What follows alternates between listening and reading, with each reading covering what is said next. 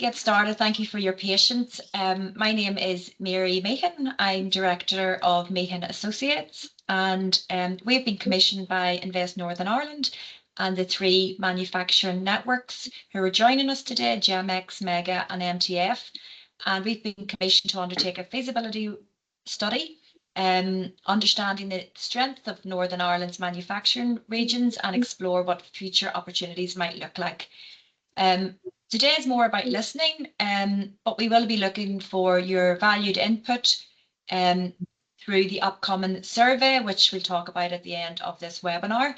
And this is going to be really central to ensuring that the voice of industry shapes the direction of the work that we're undertaking.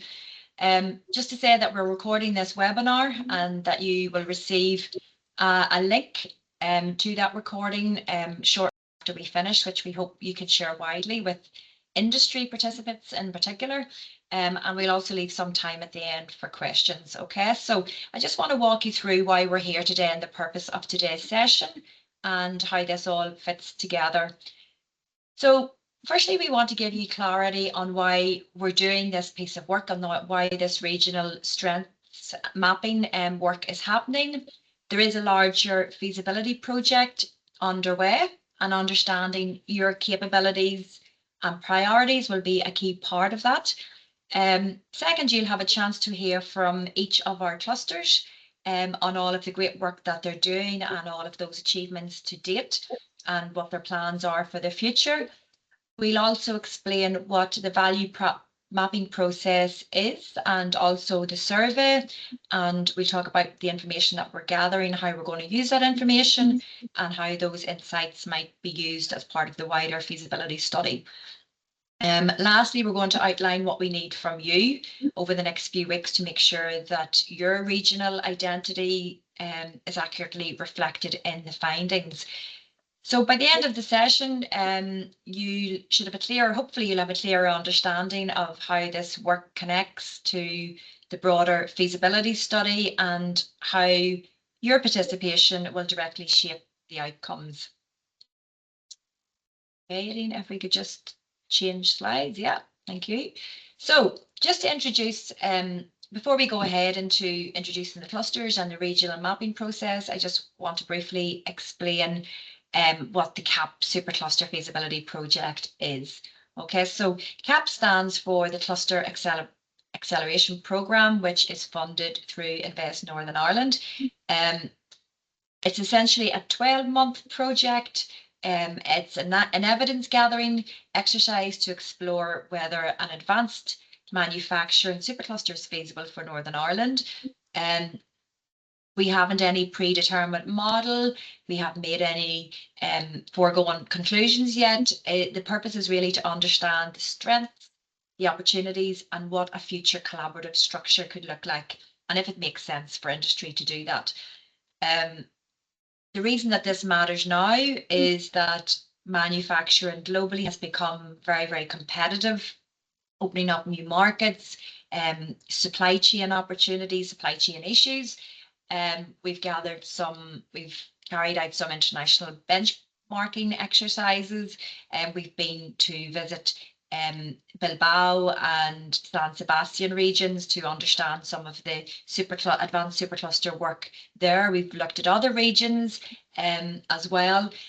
And what we have found throughout all the regions that we have looked at in terms of superclusters, that those regions are more successful because they can articulate their capabilities and their strengths in a more coordinated way.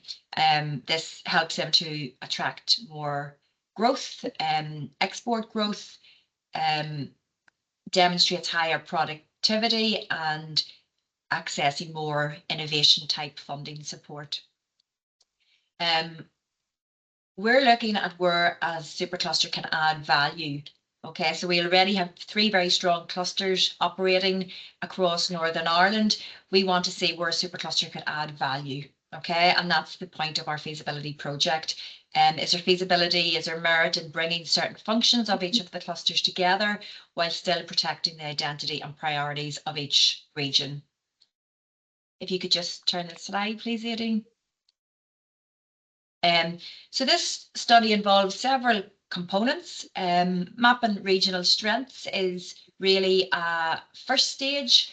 We're going to be gathering data through the survey that we just launched last week.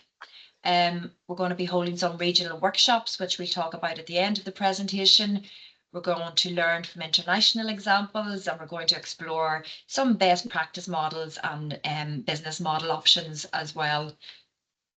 So what I do want to emphasize as well at this point is this is not about merging networks or diluting regional identity, because that's so important, and the clusters are doing extensive work in their own regions with their own members, but it's exploring what we already have and exploring those opportunities for collaboration that could strengthen the three networks. So your input is going to shape the recommendations. Next slide, please, Aileen. So before I introduce each of the networks and their network facilitators, I just want to talk a little bit about why regional strengths matter. Firstly, mapping the strengths of each region gives us a clearer identity for each region. It enhances that region's visibility and distinctive capabilities. Each region represented by the networks, by GEMEX, by MEGA, and by MTF have all distinctive manufacturing identities.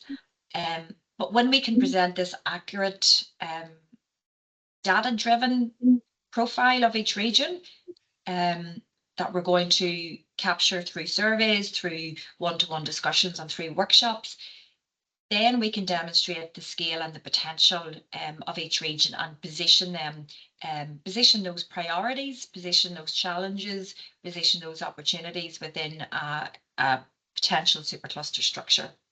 Okay, and then it also becomes much easier to access support for things like innovation, for digitalization, for net zero supports, export growth, productivity, etc.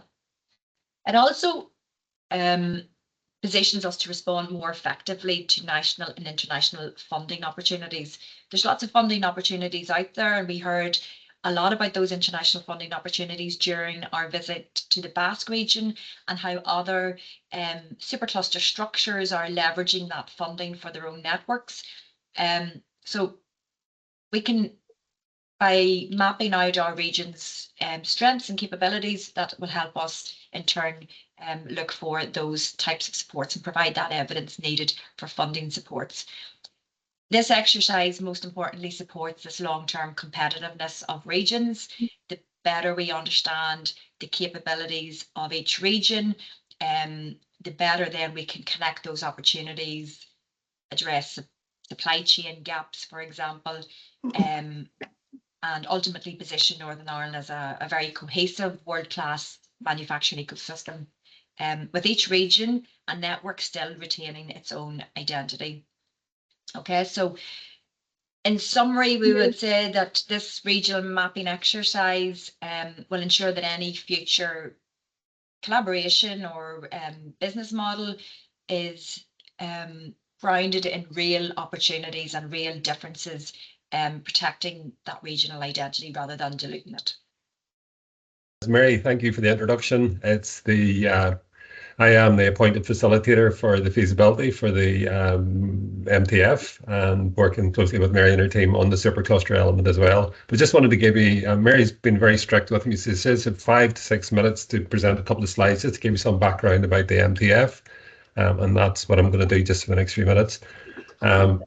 Just back to the early days, we were started in 2018, and the network enables manufacturing businesses to stay competitive via mutually beneficial collaboration. That's the key. And we're also assisted by partners in public and third sectors and from academia. And Mid and East Antrim has played Borough Council has played a particularly leading role in that period from 2018 to now. And it's really that working collaboratively, the community of MTF partners seek to develop workforce skills, drive innovation, and develop sustainable solutions. And I'm going to touch on that just in a second. But just a wee bit more about the network itself. We have about 65 partners in the network over the last number of years. 40 businesses and 25 stakeholders, and businesses dip in and out. So there's about 40 active businesses or partners in the network at present. There's 30 companies and 10 stakeholders, but that's the nature of these networks and companies in their particular journey. So just next slide. Thanks, Mary. Yeah. So really the MTF, what I want to capture in this particular slide was the key themes and the impact since 2018 and some of the levers that we've been able to pull collaboratively by the strength in numbers and the program for the network itself. And Mary touched on some of those. It's skills, digitalization and clean tech has been our kind of key themes for the last number of years. And that is all underpinning productivity for I was trying to get on my phone to see if I could let David in, but now did you put me out? It's all right. So the key thing here is about productivity, underpinning productivity for the member firms. So just in terms of those impacts, sorry for the disturbance. So in terms of over the last number of years, the member companies in the task force have input roughly £500,000 of in-kind input. So that's given their time for that collaborative effort in terms of all the initiatives and the boardrooms and attending meetings and sharing their best practice and their knowledge with their colleagues. So that's a substantial number of in-kind funding. The skills theme, there's over 800,000, probably closer to 1 million at this stage in terms of levered for collaborative training initiatives. For example, the Hydrogen Training Academy, award-winning 5 awards recognising the emerging hydrogen economy in that particular academy. 300 trainees, but you're talking about a range of academies in manufacturing and transport, and where there's currently gaps. So there's 50 underemployed have gained employment with local companies via those academies. Schools engagement has been a key feature of the MTF activity over the last number of years. You can see the picture in the top right, Professor Brian Cox. We've had a couple of those annual summer science schools, been very popular, but it's about educating the future employees. That has been a huge success, and there's been a lot of STEAM and STEM activity over that period. And the other key lever is that collaboration is levered probably 35 million in terms of regional funding. A lot of that alignment of that funding is with Mid and East Antrim Borough Council that currently acts as the secretariat for the MTF. And that's for like the new innovation centre in Ballymena I4C, which is due to open in the next couple of years.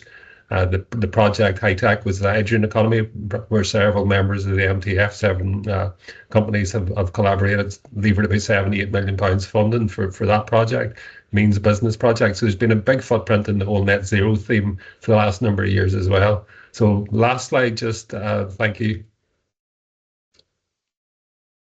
So what we see is 2025 as a watershed moment for the MTF. So we have a new logo, new branding, Making the Future that Mary referred to. And we have a new website coming on stream fairly soon.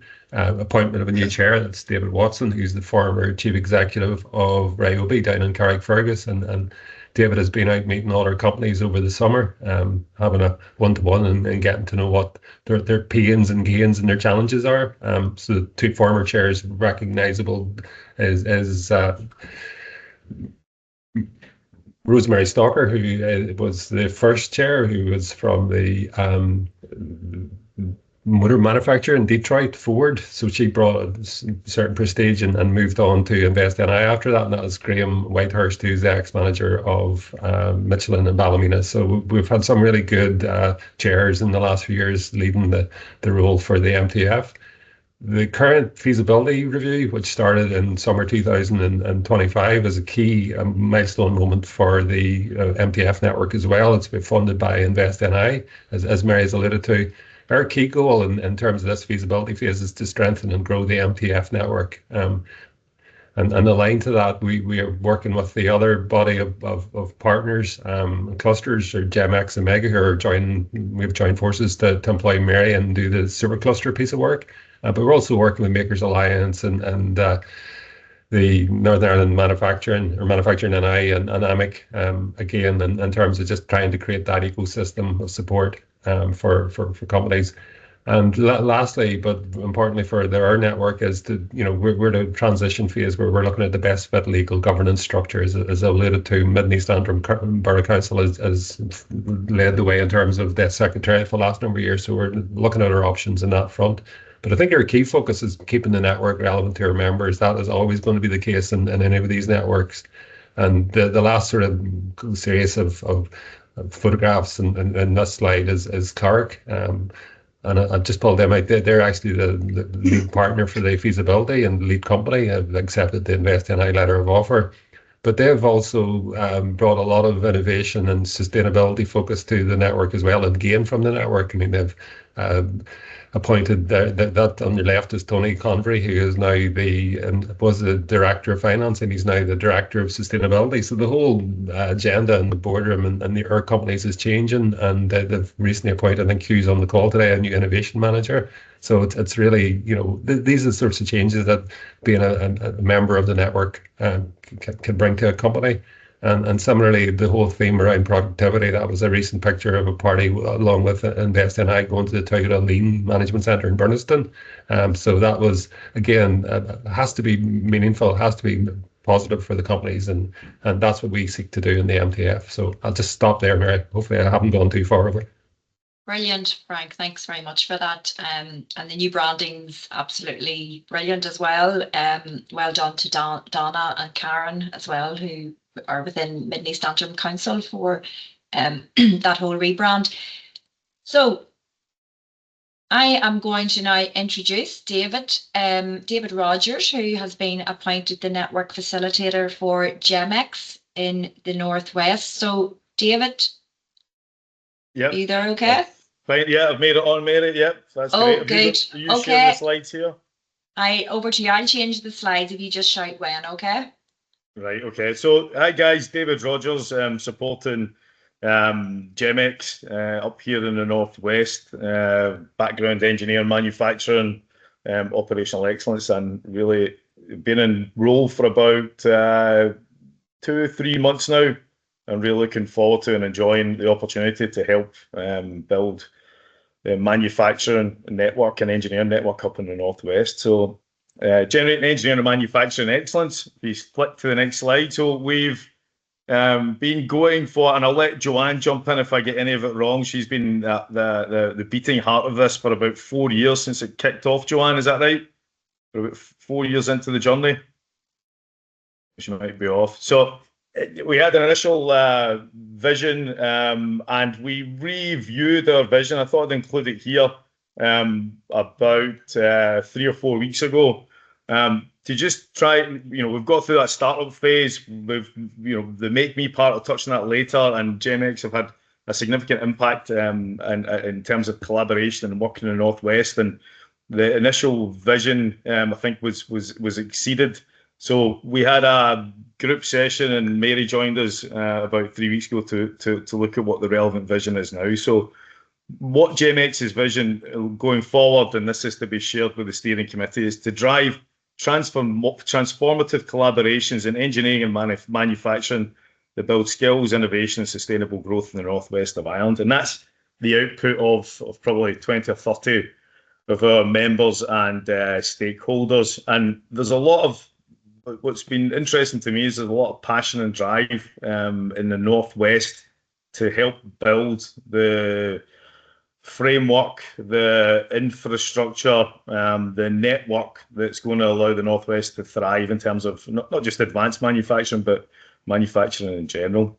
And there's a strong purpose behind that. And some of it's good, it's quite encouraging. It's the, genuine belief of a lot of its members that we're doing something very positive. It was described by one member as a sort of shining light, GEMEX being a shining light in the Northwest and a real vehicle to support the growth in industry. Just flick back up again, Mary, that the purpose has come through very strongly. Most people are there to build jobs and drive collaboration that helps build jobs in the Northwest. And the purpose is the bottom line, which is to connect industry, education, leadership to strengthen the Northwest engineering and manufacturing ecosystem through collaboration, innovation, and shared capability. So an awful lot of work's been done. So if you flick down Mary. No, thank you.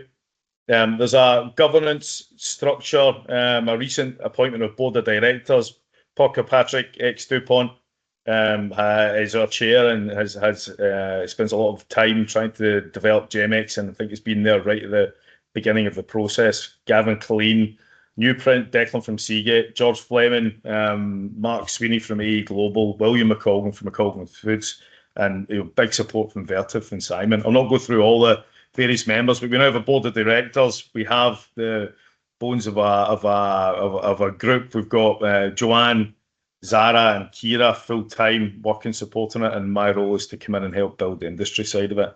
Then we've got steering groups from various representatives, and these are being pushed into. These are formed also into working groups, and that vision is going to help drive the nature of those working groups. If you go to the next slide. The objectives of the organisation are to raise a profile. I think that's really been done. In my experiences, the doors are open to GEMX to come and visit, as myself and Joanne are doing, going around the organisations and industry to try and understand their needs. Develop a pipeline of talent. I'll touch on Make Me, and I think that's really a real great tick in the box for what's happened in that space. And then the last part, and hopefully we can really build on, is to encourage innovation, and I'll talk about some of those initiatives briefly. So if we go to the next slide, Mary. Who do we work with? Again, some great organisations, large and small. I'll not go through them individually, but across a broad selection of industry. I think Joanne's phrase is sausage rolls to semiconductors. That's the broad scope of companies we work with in the Northwest, and really high-tech organisations like Vertiv and really efficient food manufacturers.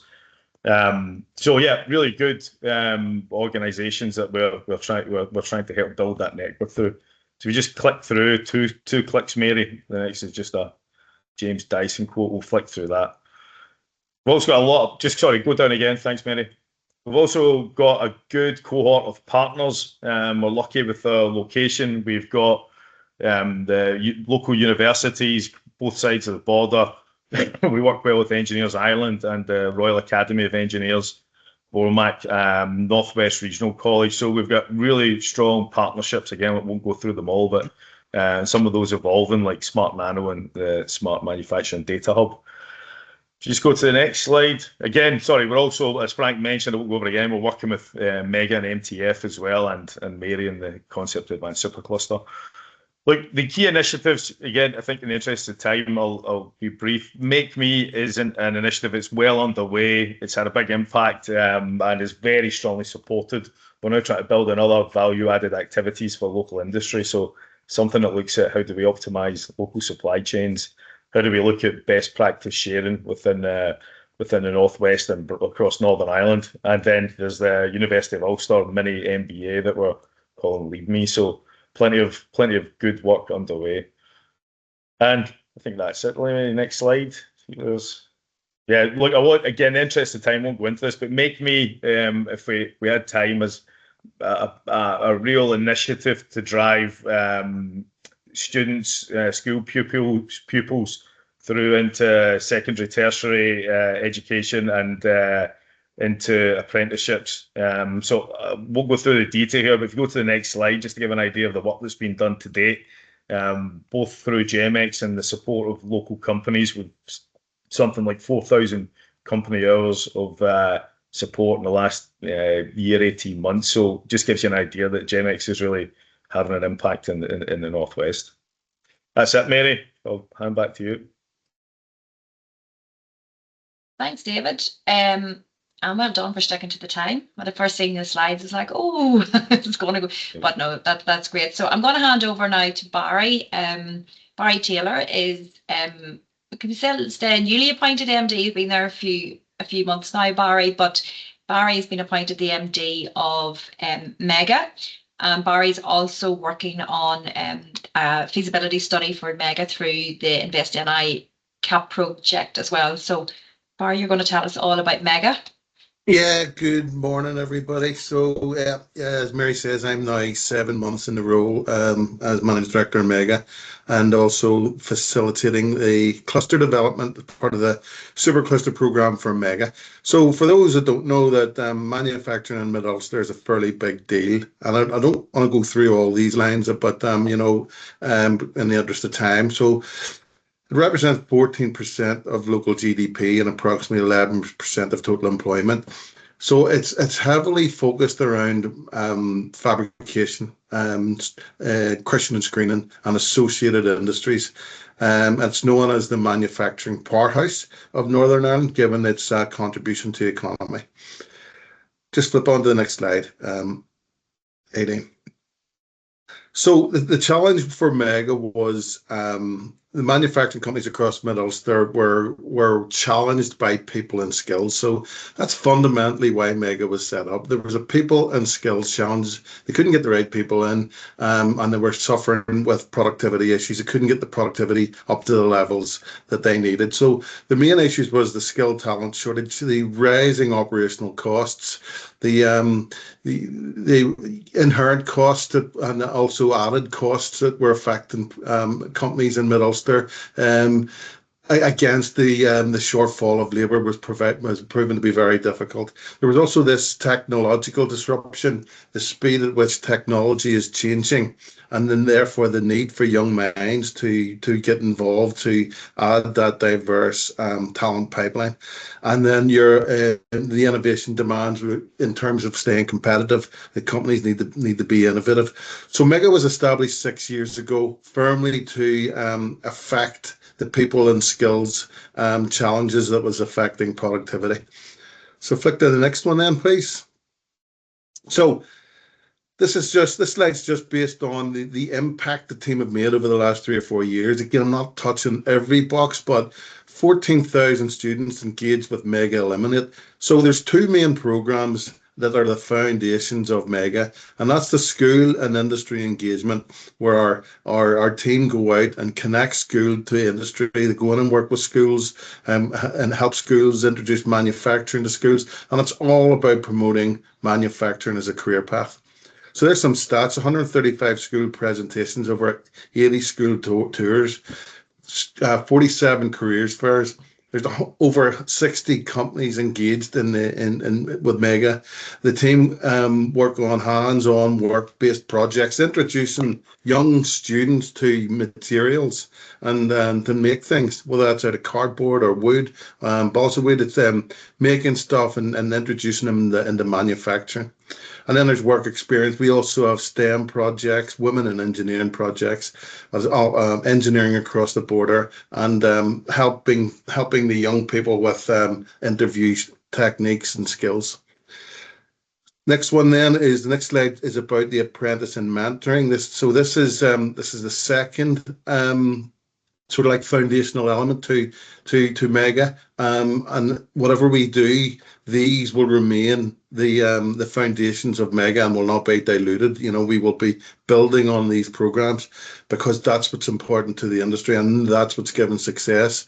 So the apprenticeship and mentoring, promoting the apprenticeships level 2 to level 7. We've created our own degree programs branded under the Mega logo. It's the same as master's programs. Hugely successful mentoring programs, both for going in. The team can go in and mentor the apprentices, help them understand what work's all about. When you think about it, 16-year-olds leaving school and they're thrown into the workplace. So we're helping these young people in and understand what they can do and what's expected of them. But at the same time, we're putting programs on to help the companies mentor the apprentices on a day-to-day basis, understand what today's younger generation need and what to expect. So some stats then, so we have over 100 Mega degree apprentices in place. The first cohort graduated last in the summer there, which is great. And that's continuing, and we're just continually trying to ramp up the degree apprenticeship route, particularly when you consider where young people, the majority of young people in schools are pressurized, I'm going to say, to go down the degree route, and there's more degree positions than there are jobs. So what we're saying, consider this degree apprenticeship route. You know, there's loads of different opportunities in there. And we are also finding the degree apprentices have a much better retention rate than traditional graduates. So lots of stuff going on in apprenticeship and mentoring. Huge impact across in school engagement with industry and apprenticeship and mentoring. And as I said, I want to really underline that that's the core of Mega. So next slide, please. And this is just, I don't need to talk about this. This is just a one slide document that we use as a value proposition to show companies what they can do. And it's basically a summary of the last two slides. So, but you'll see in the middle, it's all about increased productivity. And it's all about addressing those people and skills gaps and how we can help companies and increase productivities. Mega's vision, 3-year vision, which we set in the summer, is to grow and advance manufacturing by maximizing productivity and supporting local communities. And that's really important to the area. You know, Mega is very much based on community. And, you know, in terms of the local community are supporting the industry, and they're supporting the, you know, the whole ethos around the region. So, and you'll see at the top and bottom there, the Learning Factory and the Factory of Opportunities. Those are two sort of like guiding lights, if you like, that we're looking on, that sort of our key initiatives that's going to point towards increased productivity. So flick on, please. So just couple what our members say. So Mega has been critical to attracting young talent into our business. You know, we get case studies. We get people telling us this all the time. We're going out and visiting our companies by way of introducing myself to the different companies, and they're all very positive about the apprenticeship programs. Mega truly prepares people for the future. The degree master's apprenticeships offer real-world engineering skills, and that's another thing that we're always conscious of. Again, we talk about those technological changes. Everything's changing so quickly, so we're trying to help companies adapt and get ready for the years to come. So we have digital transformation programs, with AI programs, with leadership programs, because even leadership is evolving as we go through the generations. So next slide, please. Right, so in addition to what the guys have done over the last 6 years, we're trying to find out what are the other challenges that that we can help companies with, that's going to help them with productivity. So I mentioned AI. There's the MD forum there that we're going to connect, share, and support ideas at MD level. Leadership programs taking supervisor and middle managers through, you know, how to become an effective leader. We're also, feedback from companies, MDs and managers are interested in wellness programs, so we're looking at stuff like that. GTA Training Association, we've partnered up with, it's essentially an engineering training centre in England, and they operate differently in Northern Ireland, and that's going to help us as we try and create our own programs. The visits and the databases are 2-in-1. The updates email is a two weekly, fortnightly communication that keeps our members up to date with new initiatives and things that are happening, and it's well received. Cluster Acceleration Program, which is this, and we're launching a Mega clocking in system pilot with the colleges. So there are things that are currently being launched. And the next slide then is, when I sit down and listen to people, when I go on our visits, and then when I think about what, from an operations director point of view, what I would like to see to help these companies, this is the type of things we're looking at. I'll focus on a couple that are key in terms of cluster, and are key for the Northern Ireland policy, etc. Sustainability is obviously key. Lean maturity, so we have got a lean maturity assessment program in place and ready for launching. And those others are things that we're getting feedback. You know, take Mega Money Matters program. It's a program to help our apprentices understand how to manage their money. Workplace culture programs. So we're just working, and these are not things that that's going to be a Mega resource. We'll be working and subbing these out and setting these up. And if we can get common threads from our companies, we'll facilitate those programs, and provided we've got enough numbers. So the last two there, you'll see the Mega Lean Learning Factory and the Factory of Opportunities. And if you just flick on to the next slide then. Sorry, hit that again. So the Factory of Opportunities is something we've just launched. You may have seen the recent video that's been doing the rounds on social media. And the Factory of Opportunities is a term we've come up with that's selling manufacturing, and we're trying to get across the to young people. Don't just think of a factory as something that makes pens or makes whatever. Think of it as a career path, somewhere where you can go and be whatever you want to be. You know, you think about all the different opportunities in manufacturing; they're huge. So we're really trying to promote factories as opportunities for great career paths. And when you consider that against you know, the graduate route, for example, you might not get into the career that you've chosen in that graduate subject. So that's what we're doing. Anybody wants a wee link to that, I can send it to them or stick it in the chat. And then the next one, next slide, please, is the Learning Factory. And this is what I believe sort of like really merges in with the clustering concept where you're working with government and academia to help industry and support industry. So the Lean Learning Factory is something that's on our 3-year plan. It's going to be an industry-led facility that's going to be delivered by industry and delivered to industry pace. And that will be things like upskilling, short learning courses that are aimed specifically at the challenges that industry is currently feeling, so that we are able to flex and put these courses on quickly and get people through that to help industry. And it's a blend of traditional learning and modular learning. So that's a partnership between government, colleges, education, where industry is at the tip of the spear and supported by those other partners, to really hammer home the importance that we get that support to help industry become more productive, which is going to help the economy become more economical, and that's going to give us all more jobs and provide that bright future for our young ones. So I think that's me. Great, thank you, Barry. That's super. It's really evident that all 3 networks are doing some really brilliant activities and groundbreaking stuff. So well done. I mean, we could probably have, if we had a lot longer, we could go into depth on all of the different programs that each of the clusters are running as well. But unfortunately, we're trying to just stick to time. So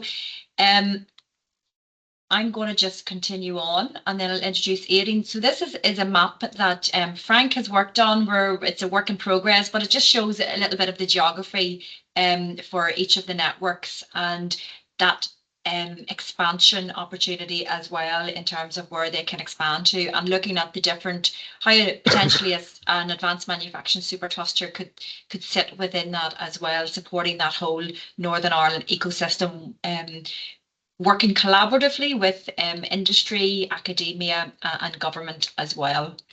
So as you see, you heard from the 3 networks, there's lots of similar challenges.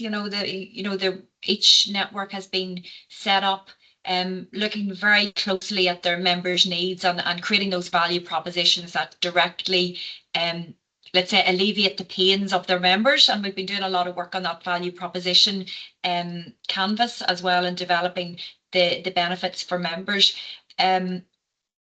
Through this value chain methodology, we really want to identify the full landscape of capabilities across each of the networks, looking at their capabilities, their technologies, their innovation activity, supply chain positions. You saw lots of really impressive company members of each of the clusters that could be collaborating more closely, could be leveraging the supply chain linkages of each of the networks as well.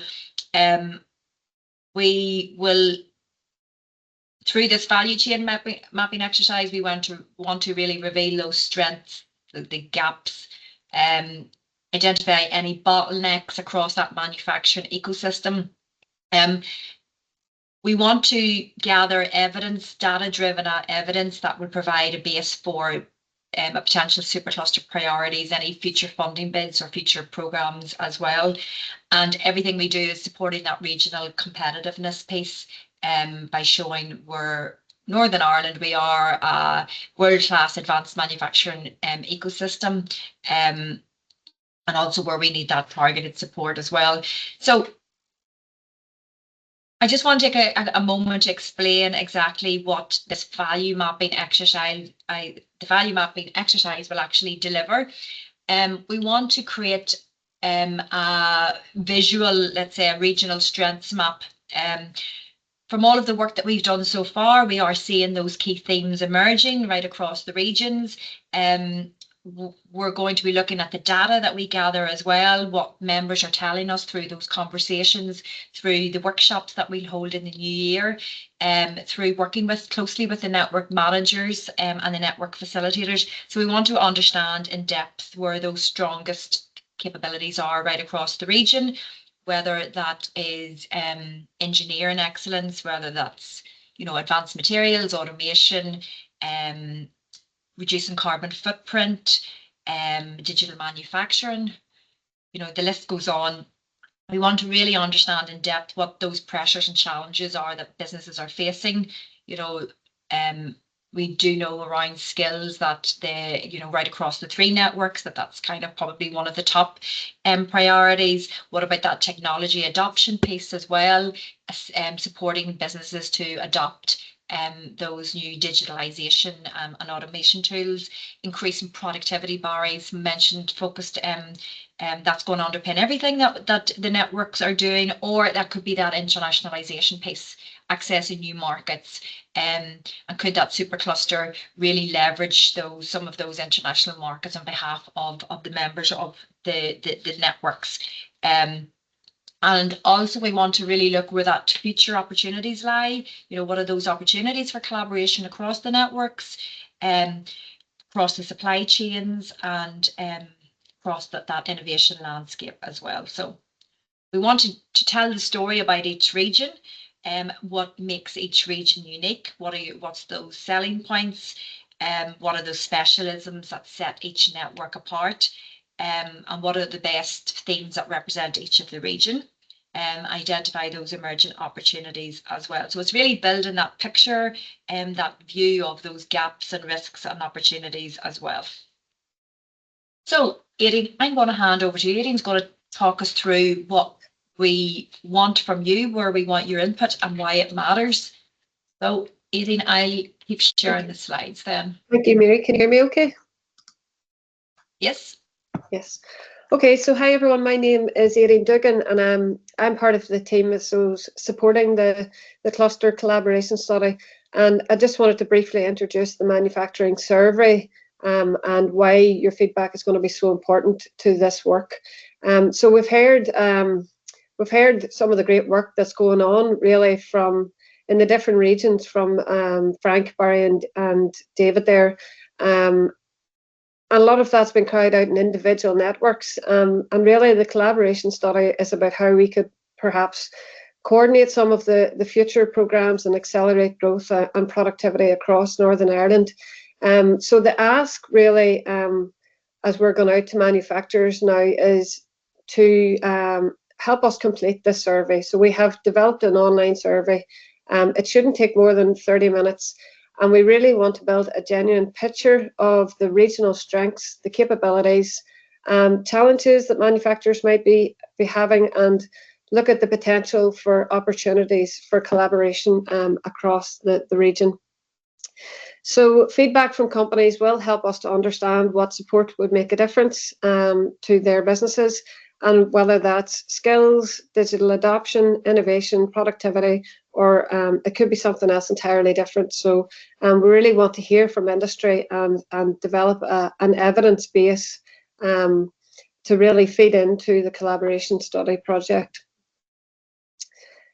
So we have some of the key themes that will be covered on the survey are skills and workforce needs, innovation activity, digital maturity, net zero and sustainability, productivity challenges, and most importantly, their sort of views on the feasibility and design of a future manufacturing supercluster in Northern Ireland. So we've kept the survey practical and focused so that we can identify what support would make the biggest difference to your business. And the majority of the form is multiple choice, so it's very straightforward to complete, and it shouldn't take more than 30 minutes for a business to complete. We do recommend that it is done by either a business owner or a senior manager, or somebody who will have a broad understanding of the organisation as a whole, and sort of how different programs would feed into different aspects of the business. So how we will use your feedback. So just to reassure everyone that all the information is collected and stored securely in line with GDPR requirements. So any findings that you report on the form and the survey will only be shared in aggregated form. So your name, your organisation name, any identifiable responses will remain anonymous. And we will gather all the findings together and present these as part of the feasibility report, which will go to InvestNI. We're asking for responses before the 18th of January, if possible.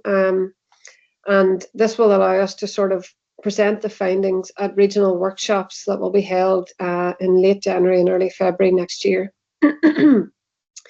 So we hope that some of these regional insights that we collect will be able to shape future funding proposals and support programs and cluster collaboration across Northern Ireland. So key dates then, in terms of the survey, it's open now. And we're asking for responses by the 18th of January. And those regional workshops, you'll be invited by your clusters or your network managers to a regional workshop where you will be able to give feedback as well and sort of discuss the findings. I suppose the request is that it would be beneficial if you can complete the survey before then, so that we have as much sort of early responses and insights that we can start to present the regional findings and look at how really collaboration might accelerate growth and support your business. So if you move on to the next slide there, please, Mary. Okay, so there was a QR code which we will share, and a link to the survey which we'll share with everybody. It can be completed on either mobile or desktop. And we will also share a recording after today's event along with that for anybody who needs more information or evidence base that we can get from industry to present in the findings, the better. So please do share and participate. That would be great. For you, Mary. Okay, thank you, Aileen. I think we're just right on time. Now, I don't see any questions in the chat function, so but people obviously that you can contact us. As Aileen said, we'll share this recording to each of you following this webinar. We would appreciate that you share it widely with your stakeholders or companies. We really want to get as many questionnaires back as possible. We're looking at an 80% to get 80% of members of each of the networks to complete the questionnaire, which would be brilliant. As Aileen says, we're going to keep this survey open right up until the 18th of January. We'll use the findings then to present at each of the regional workshops. We'll continue to gather that evidence. We'll continue to add as well to that. We're happy to speak to any company. We're happy to have a one-to-one conversation with companies as well to get your input and your feedback as well.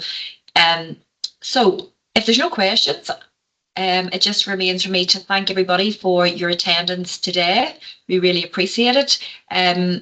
We're delighted that we're able to record this and share this widely so we can have that wider engagement.